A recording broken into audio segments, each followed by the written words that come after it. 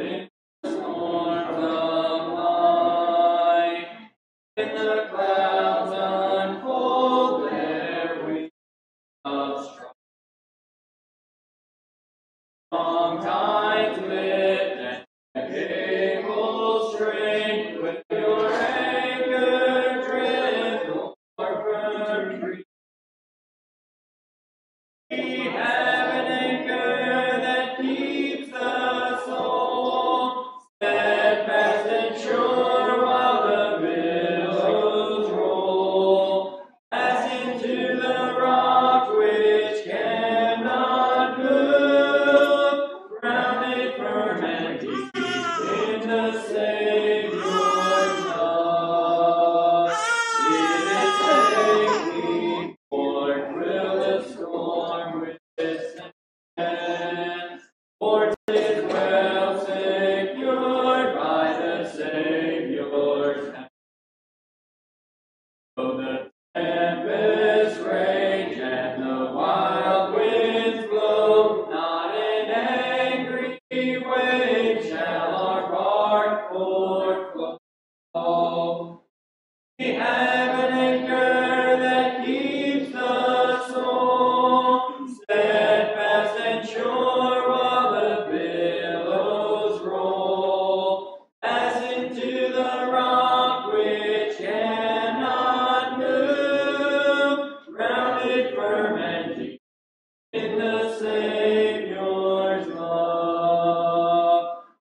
Our eyes behold through the gathering night, the city of gold, our harbor bright. Shall anchor fast by the heavenly shore, with the storms all pass forevermore. We have an anchor that keeps the soul steadfast and sure while the billows roll, as into the rock which cannot move, grounded firm and deep in the Savior's love.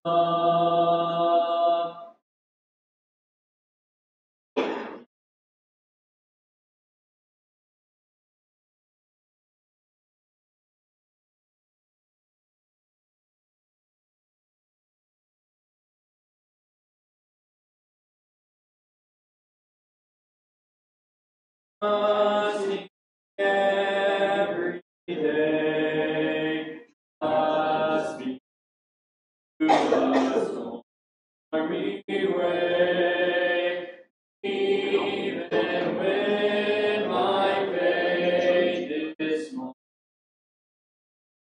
Trusting Jesus, that is all. Trusting as the moment fly, trusting as the days go by, trusting Him whatever befall, trusting Jesus, that is all.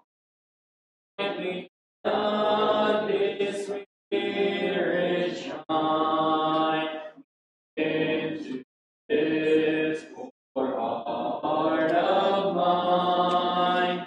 All He needs I can call. Trusting Jesus, that is all.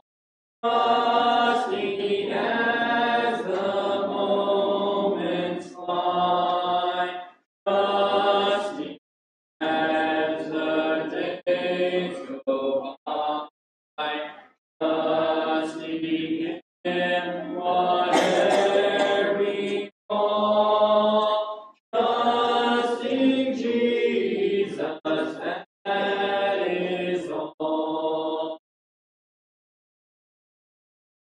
If my way is clear,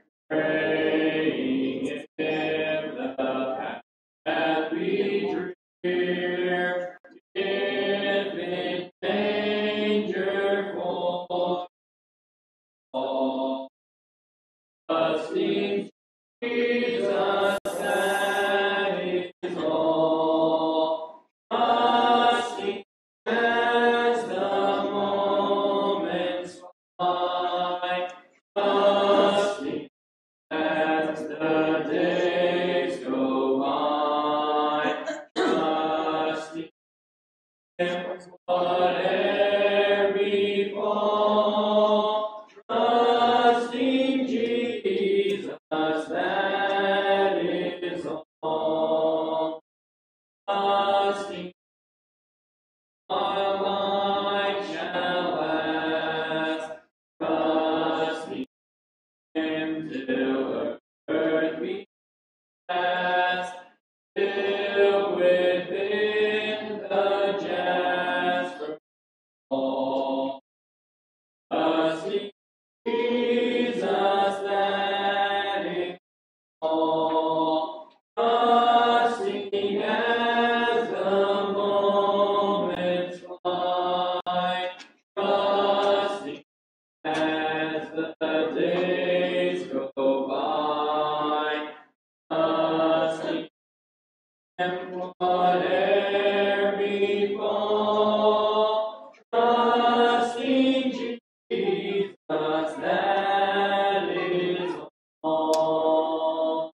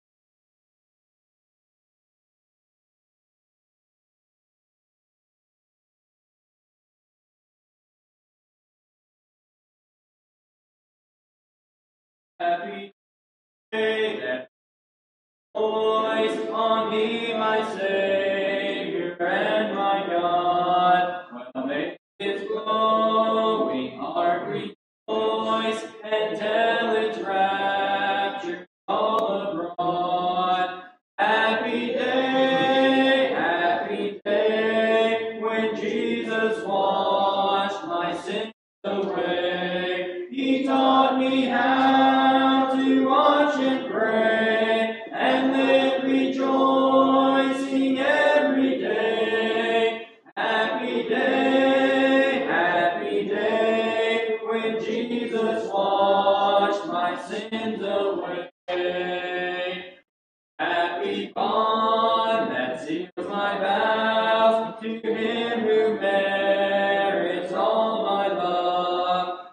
Cheerful anthem to his house, while to that sacred shrine I move. Happy day, when Jesus washed my sins away. He taught me how to watch and pray, and live rejoicing every day. Happy day, when Jesus washed my sins away. On the great transaction done, I am my Lord's and he is mine. He drew me and I followed on, charmed to confess the voice divine. Happy day, when Jesus washed my sins away. He taught me how to watch and pray, and live rejoicing every day. Happy day, when Jesus washed my sins away.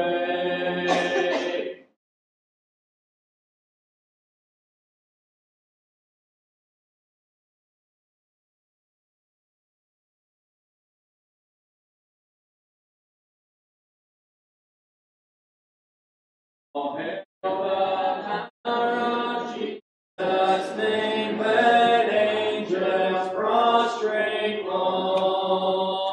Bring forth the royal diadem and crown him Lord of all. Bring forth the royal diadem and crown him Lord of all. The chosen seed of Israel's race, he ransomed from the fall. Hail him who saves you by his grace, and crown him Lord of all. Hail him who saves you by his grace, and crown him Lord of all. Let every kindred, every tribe on this terrestrial globe, to him all majesty ascribe, and crown him Lord of all. To him all majesty ascribe, and crown him Lord of all. Oh, that with yonder sacred throng we at his feet may fall, we'll join the everlasting song, and crown him Lord of all. We'll join the everlasting song, and crown him Lord of all.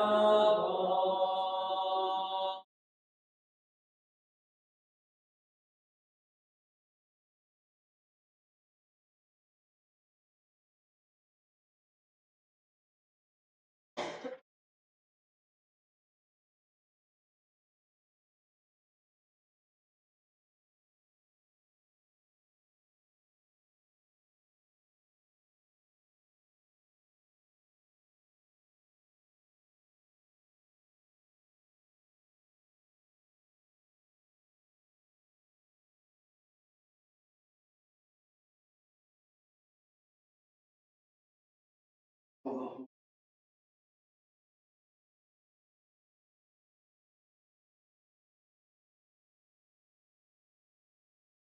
All his God blessed the cause that he had rested all his work. These are the generations of heavens, earth, when they were created. They that the Lord,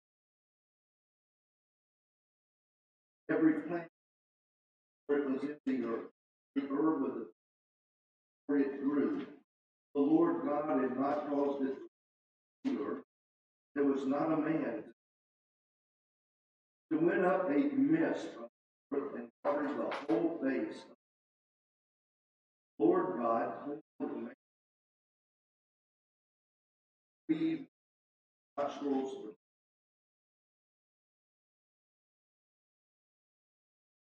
Over the last few weeks, we looked at several aspects. We covered a number of things, and I'm going to give you a summary. Then I'm also going to add a few things that I had not covered. We looked at several topics in a lot of detail, some in less detail. And if you think series are long, the book that I read for these, I would have had at least another 5 or 6 lessons on 2 or 3 of the individual subjects. So we would have had multiple lessons on portion, multiple lessons on multiple lessons on research.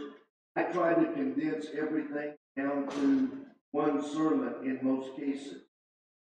If you find yourself involved in a conversation, it usually is not enough to say, well, that's just what I believe. Paul said we ought to be able to give a reason of the hope that is within us. We don't have to know science. We don't have to know, all about genes. We don't have to know anything about the human genome. We don't have to know any of those things. We get involved in how cells are split and how genes are manipulated. In fact, sometimes you're better off not getting involved in those kinds of things, because I learned the hard way, and I mean the hard way, that no matter how much you think you know, somebody always knows a little bit more, and they're going to make you stand there and look like a complete, total idiot. So in some cases, and I'll give you some answers to clues in a few minutes, in some cases, with what you know, don't argue intellectually, because many times you will lose. In all of this series, the hardest lesson for me, without doubt, without any hesitation, was the whole 3 or 4 chapters on stem cell research. And it went into a lot of detail, how to split cells and all of those things. And I learned sometimes, just keep it when we got through that lesson, that you know what, there's some things that I read, I don't understand. I would never be able to debate anybody on the scientific level. But when you understand the basics, you understand the foundation of it, then you don't have to know science. There are several things in the same, no matter what science says or doesn't say. Now, again, some of the things I'm going to ask you tonight are for the sole purpose of this.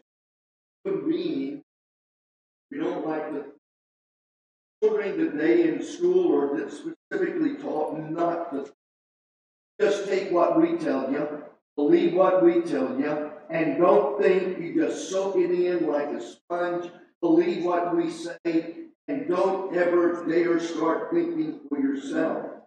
I want you to think. I will share my conviction, most of these things. In fact, I already have. Some of these things, they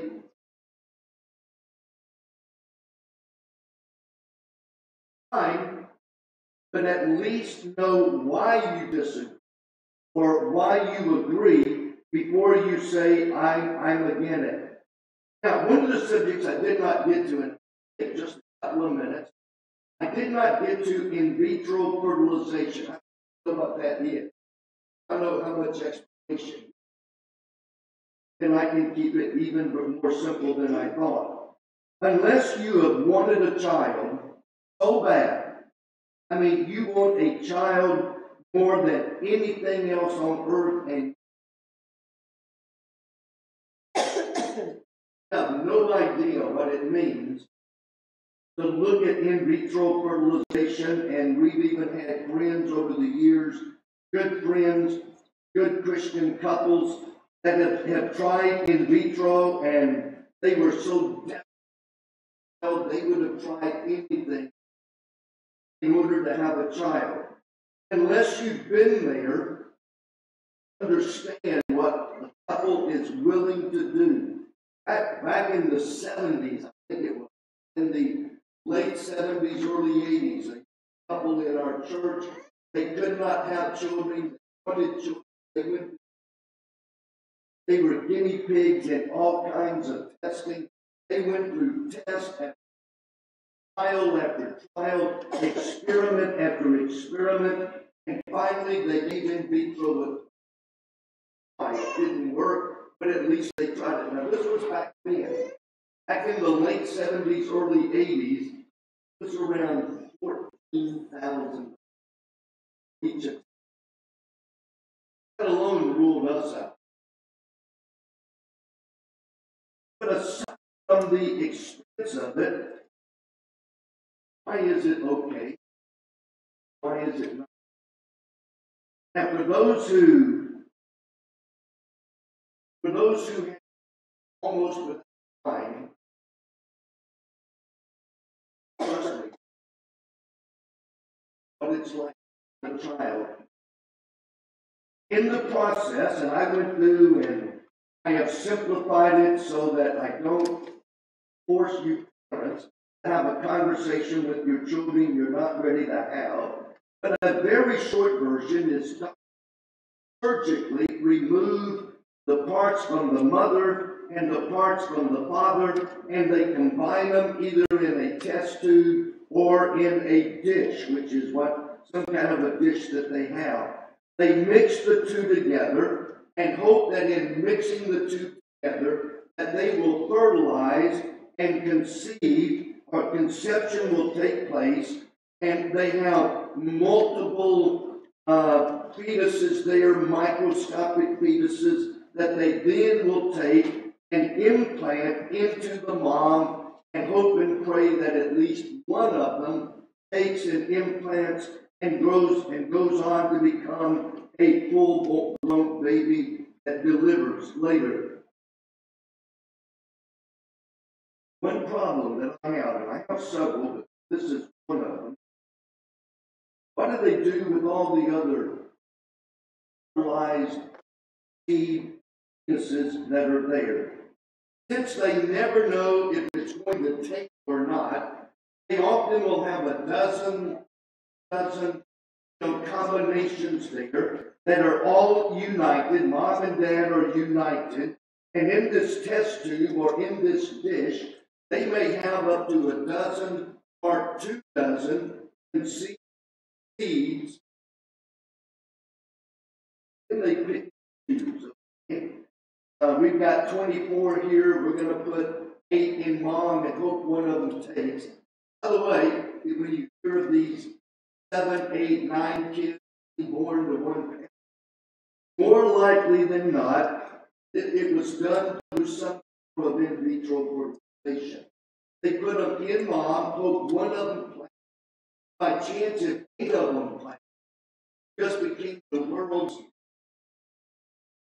or just became the proud owner of 8 kids ever. Good news is you get free diapers, you get free milk, you get all those things free. Bad news is you have to put up with 7 kids all at the same time, the same. But in most cases, they had multiple children because of in vitro fertilization. Now, what do they do with the rest of them? mom conceives one or more. In some cases, they simply or in essence kill the one you. Another problem, and this one gets a little more detailed, they have created life. They have created life. They inject life into mom, knowing that going in, knowing out of 8 or 10, only 1 or 2 are going to probably implant, if any. Knowing that, they just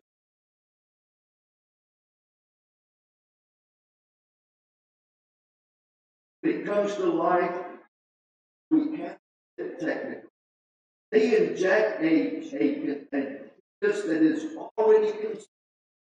Mom and dad in the test tube have already come together in the test tube. You got life, you got conception, and then they deliberately put more than they think will implant, knowing that out of the 6 or 8, majority of them are going to be done away with. Is that murder? And we deliberately set up a scenario where we know murder is going to take place at least 75 or 80% of the time. As I said, in some cases, they simply dispose the leftover ones. In some cases, they freeze the remaining fetus. And if it's needed later on down the road, they can always stick it in the microwave, thaw it out. Don't get up. But they can always thaw it out and try to re-implant it later on. In some cases, and these are the scums of the earth, they're scrupulous people, they actually sell those conceived parts for a huge amount of money. If life begins at conception, they are creating life and destroying life.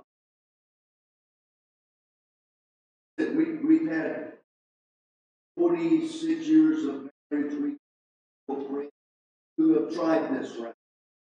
I don't condemn them. I don't fuss at them. I don't preach at them. And I didn't always believe this until I actually began looking at what's involved.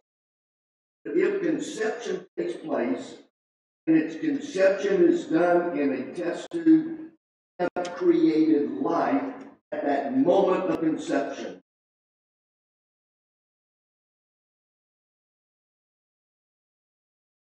Out of 8, 1 out of 12, whatever, hoping that one of them will survive means that you're planning on the other 6 or 8 not survive. That's something to think of. We covered cloning. I got a lot of discussion, which is good. I like discussion as long as we can keep it civil. Cloning has been around for years. I've asked people, talk to other preachers, hey, I preached on cloning here. What do you think? What you believe, and I'll see if you're right or not. There's some who just say, I'm so you be careful because cloning has been around for years and years. And they have cloned flowers, they have cloned trees, they've cloned soy, they've cloned wheat, cloned corn, they've cloned a multitude of things. What most people think of is human cloning. That's the case of human cloning. Does the clone have full and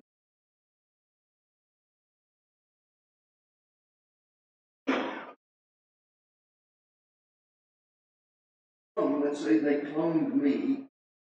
I cloned my soul spirit. I believe that God gives the soul and the spirit at the moment of conception. God creates the soul and the spirit at that moment of conception. Where does that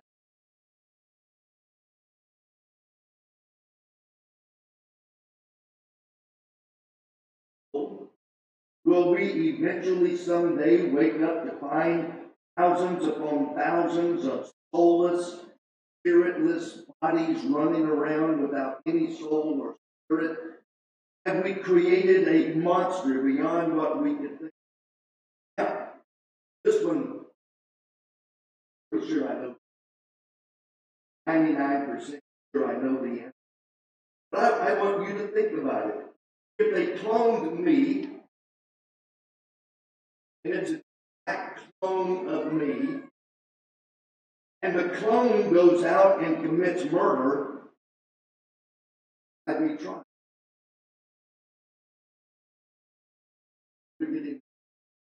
I'm trying to show that once we get into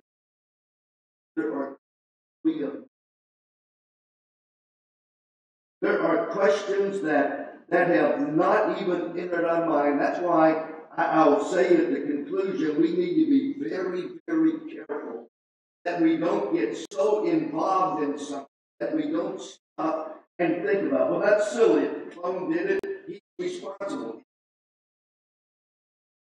How can a clone be responsible who is a clone of me?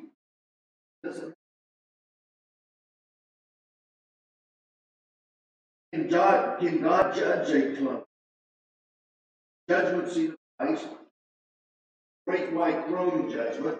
God is going to judge every man according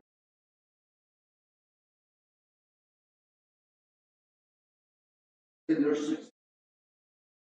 By the way, I've said this. A friend of ours,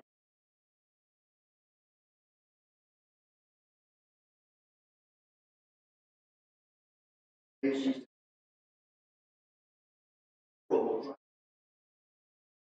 very nice, sweet. I think it's just terrible trying to find a good that I can marry and serve God with. I like to tell that it's a shame they can't clone me, because I could sure make a lot of single girls happy.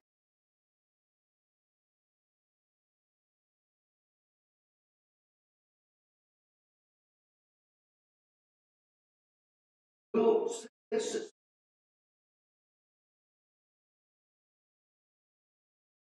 an exact clone. It's not defective like many of them are, and it lives a long life.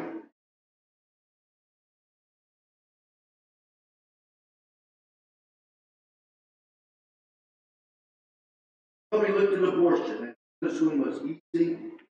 We believe without question, without hesitation. We believe life begins at conception. So therefore, killing a baby at any stage is murder. I think the Bible makes it very clear. There's a difference between animals and when I was typing these. Sometimes I have so many thoughts go through my mind that I have to stop and just scoot back and think about it. We believe that there is a clear distinction between animals and humans. My understanding of the Bible is that God created all life. God created plants. God created animal life. God created human life. In the Garden of Eden, God placed man in charge of all of God's creation. Before the flood, man only ate things that grown from and did not eat meat.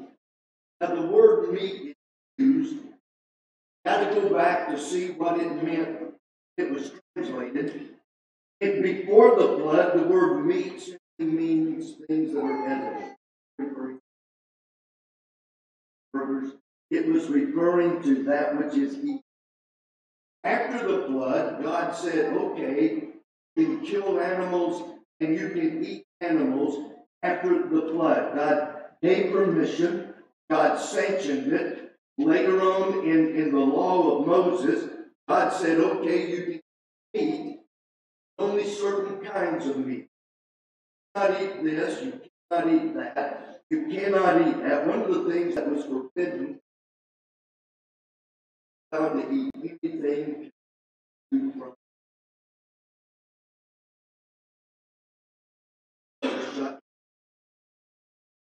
the shot down hand. God said no, and under the Old Testament law, there was a reason for those things. By the way, we're not We're under not. ceremonial law. So if you had So bacon for get breakfast, bacon, breakfast, ham for lunch, you're okay. you're okay. But after the flood, God allowed Noah and his descendants to eat meat taken. But that did not do away with the responsibility of man to be in charge or to be over the animal kingdom. Man was over the animal kingdom, and by virtue of his position, was responsible for the animal kingdom. Under the law of Moses, God codified very strongly that animals are creatures. We can kill them, certain ones, we can eat them. We offer them in sacrifices, or they offer them in sacrifices.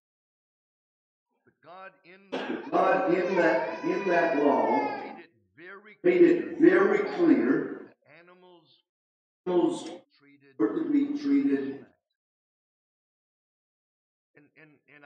And I have had all the verses.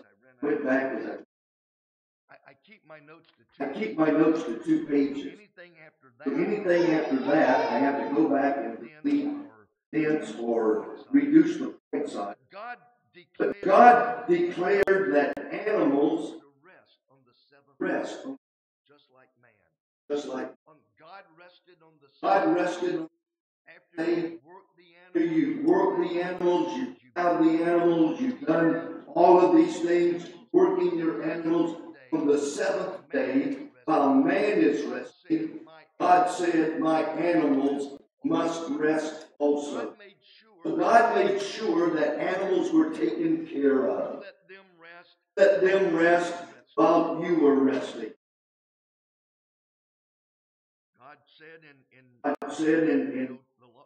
the Mosaic law that you could not team an ox and a donkey on the same team plowing together.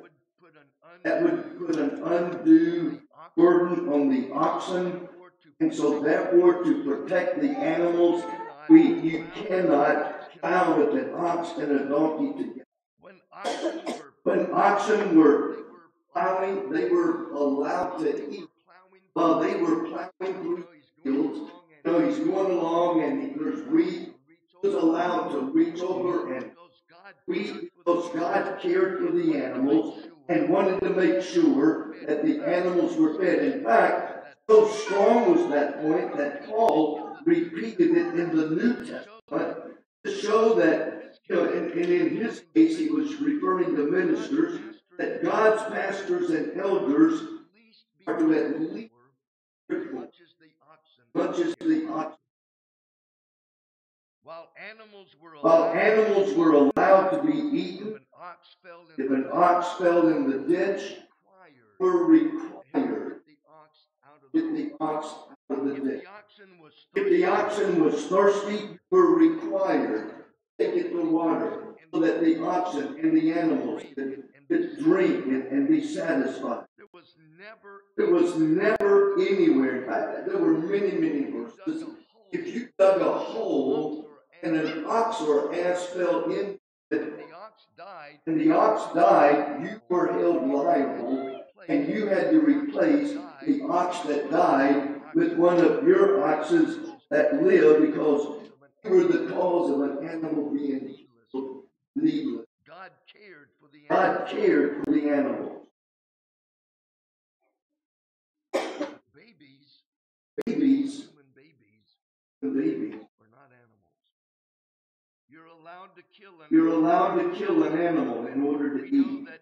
We know that Esau went out and killed a deer or something similar and brought it back to feed Jacob. were never allowed allowed to kill a born baby or born or unborn. In fact, I was In reading. fact, I was reading, If a lady was a pregnant, lady was pregnant, something and happened, something and somebody somebody injured her.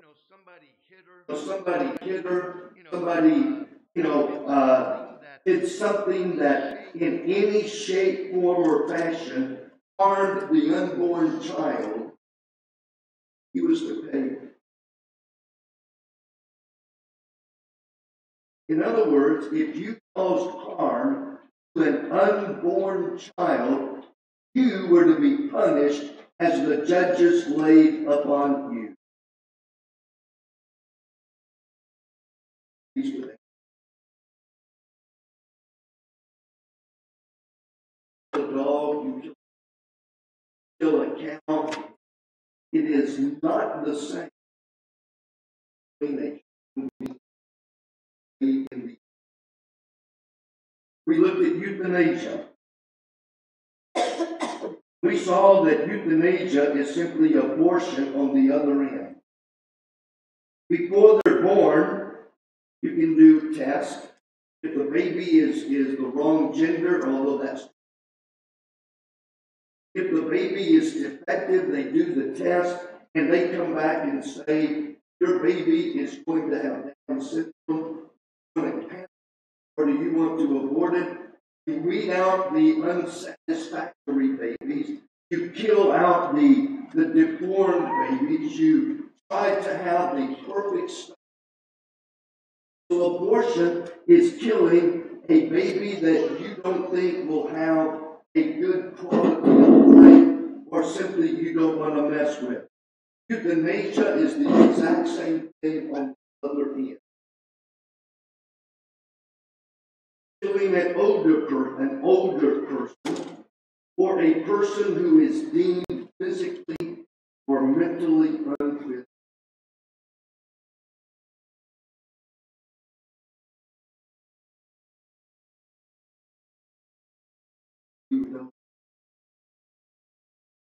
Born, doctors said they won't live past. The one case, how old is he? 26.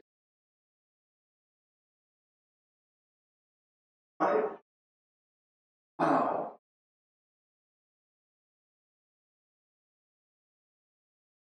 The president strongly recommended that the president abort the baby because they knew way in advance the baby was going to be born. He's born, only lived a very short. Lived to be in his late 20s. Not only was he not a burden, he was the biggest.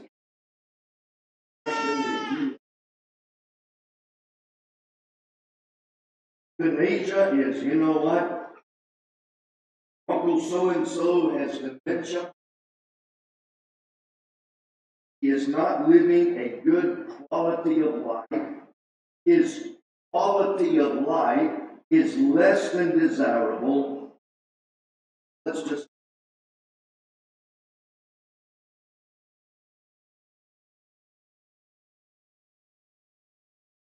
think about it.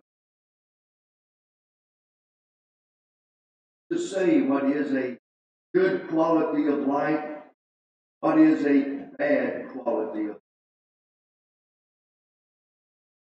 Just that link the difference between allowing versus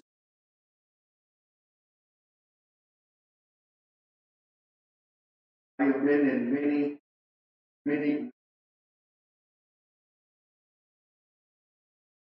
I've been in nursing homes, and they were skilled nursing. I was in rehab for patients there, and I told my wife, I said, I don't know what they're rehab. Because, and I'm not making fun, I promise you, I am not making fun of these people. They're sitting in their wheelchair, slobber running all down, pulling all over them. Nobody wants to see. Nobody wants to see their mom drawn up in a wheelchair, with her tongue hanging out, their body twisted up, and drool all over her place. Cannot control her bowels. Cannot control her. Has no control over her body functions. Nobody wants to see. Nobody does. Unless you've got a really bad problem. I don't want mom or dad, I don't want my wife, my husband, I don't want my child to suffer. I don't either. Give me them.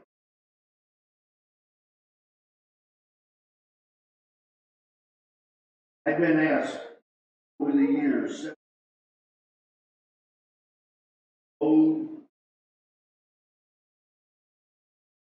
walk, feed my, too much self. Why am I alive?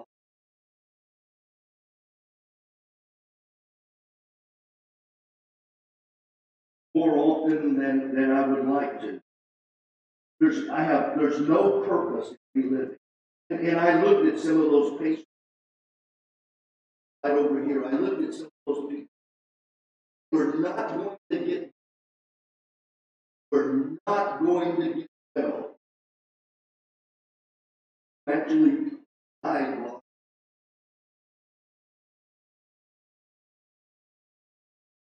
We're not going to get better. There was zero chance of them getting better. And they would come down and literally, and I'm not making, they would be out of their mind. They couldn't themselves. They were shriveled up. Somebody would have to feed them. Then they would have to say, okay, swallow. Come on, swallow. God keep. They'd be better off with the logic. You understand the logic of euthanasia. My answer in every case, I don't know why. I know that God has it.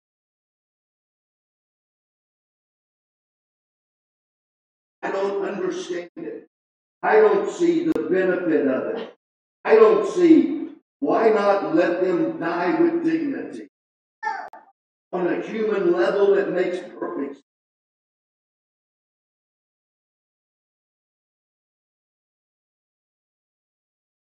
Does not say thou shalt not kill unless the quality of life is below what you find acceptable. Withholding, told you last week, we're have a on up, motorized. If I am brain dead, if there is absolutely, I'm basically dead, do not make a and keep lungs going when you go. Mike goes through clearly.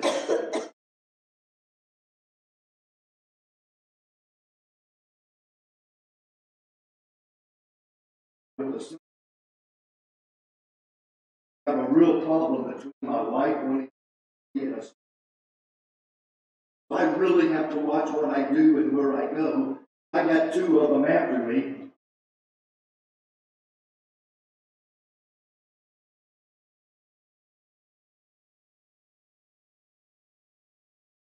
Been a lot of time on this. Simply saying you.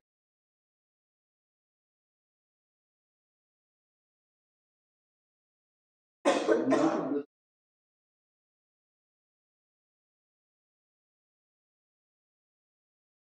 and I was impatient. There were some days that I would be in major. I would call the nurse and I would call the nurse and ask, can you get me 500 milligrams? You know that killed you. I know that's the reason I'm asking. We're going to.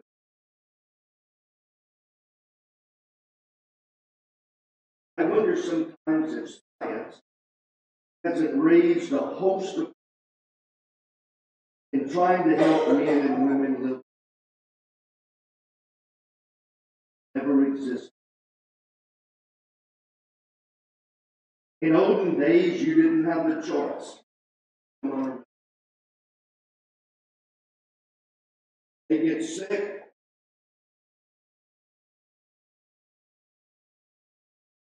There was no defibrillator, or there was no pacemaker. Keep their heart going. I joke, and I joke, but there is a pacemaker. I'm going to be dead long before my heart beats. Well, his heart's still beating. That's not me, it's a pacemaker. It's made to keep my heart beating. There are some things, olden days, I would have been dead a long time. Those things, everybody has to hard you want to go for yourself, for your spouse, your children, your. But I sometimes wonder if science is more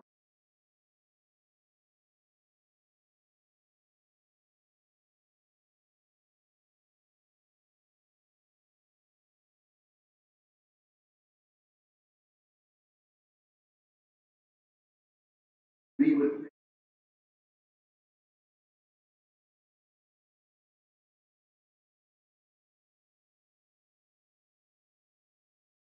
I don't want to go back thankful for medical science. Science is trying to help us live forever, and there's some average life expectancy. We have been on a long time. We wouldn't have.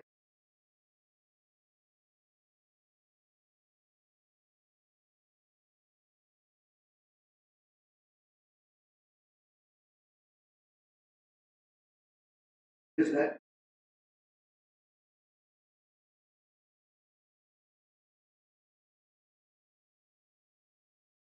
I have my move on. Last week we looked at again. We saw there's a difference Stem cell between research, other stem cell research. We looked at the umbilical cord stem cells. We looked at adult stem cells and saw there is a vast difference in each of those. I hope someday they find a cure for cancer. I do. It would be great because I told someone last week or a week before, my mom's side of the family, almost all of my mom's family died of cancer.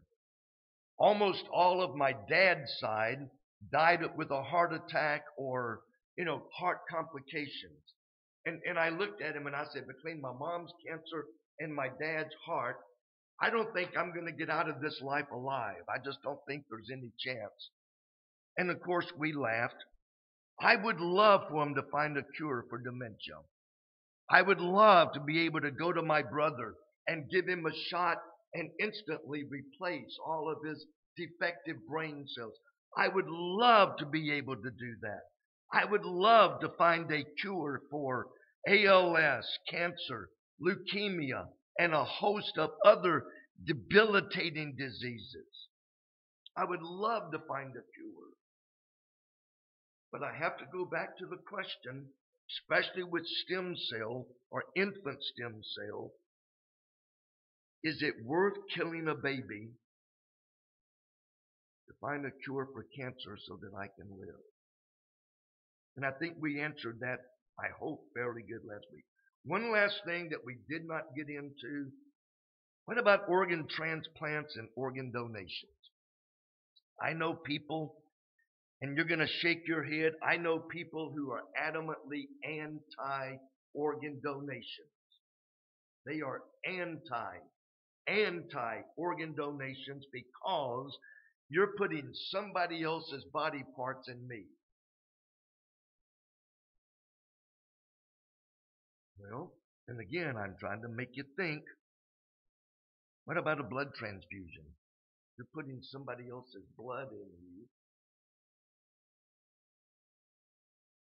I offered my organs for donation, and they looked over my medical history and all the drugs I'm on and said, no offense, but we don't want your body. We don't want your organs. They're not worth having. If I die, by the way, that's the only way they would get my organs is if I'm dead. If somebody could theoretically take my heart and put it into someone else and give them life, would that be wrong? Someone actually asked me the question, if you donate your heart to someone else, do you lose your salvation? And are they saved because they now have your heart? Yeah, it's crazy. People are some crazy people out there. Well, I didn't bother to show their ignorance, but your physical heart is not the same as your spiritual heart. Big, big difference. And besides, if you get my heart, I'm already in heaven, and God's not going to kick me out because somebody got my heart. Is it right to take one part of a human body and put it into another part and put it into another human in order to extend their life? I have my opinion. I gladly would donate my organs if they were worth having. I have known of people whose child would have died. Somebody donated an organ. A friend of ours up in Michigan, his liver was completely failing. His liver was shot. His liver was gone. Another preacher donated part of his liver, and both of them are alive today. Do you want your organs donated? The thought of it makes me sick. Don't do it. Don't do it.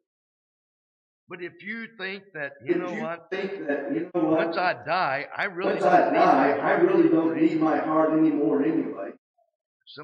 Again, this has to be your decision. Be consistent. I don't want somebody else's organs in my body. Do I want their blood in my body? Just some thoughts. Final thoughts. As science makes more and more advances, we're going to be faced with more and more decisions.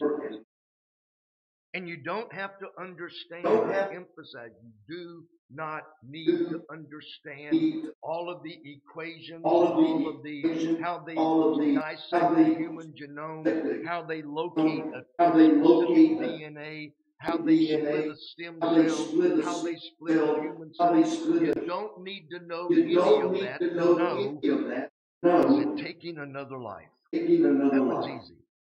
If it involves taking another's life, even if they find a cure for dementia, if it involves killing an innocent child, based on Scripture, I have to say, because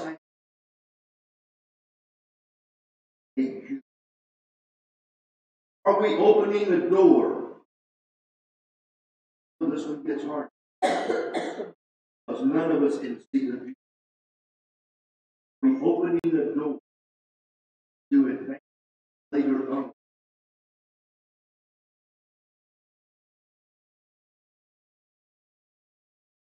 We want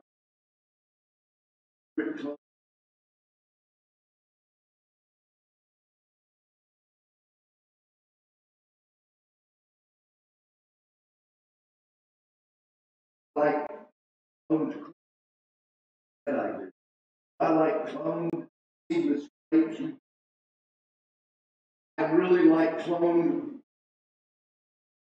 They gave us one the other day, and it was. I did not eat this. Oh, it took me a few minutes. See, let's do it inside. there's a lot of advances that I would support.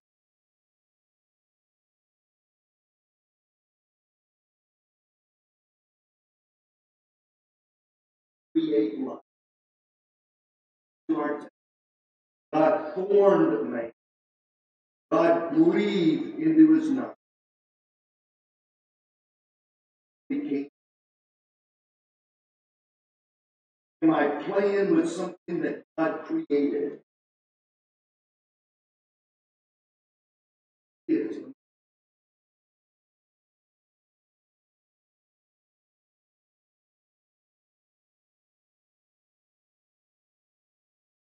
Where do we know that?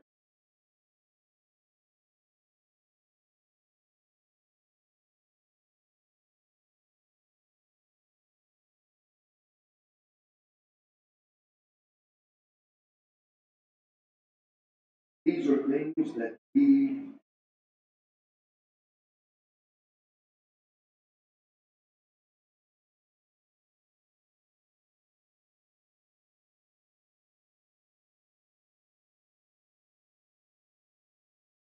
have. The,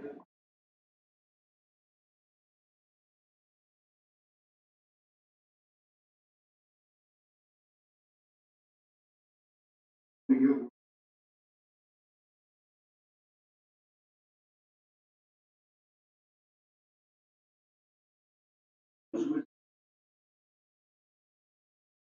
give us scripture.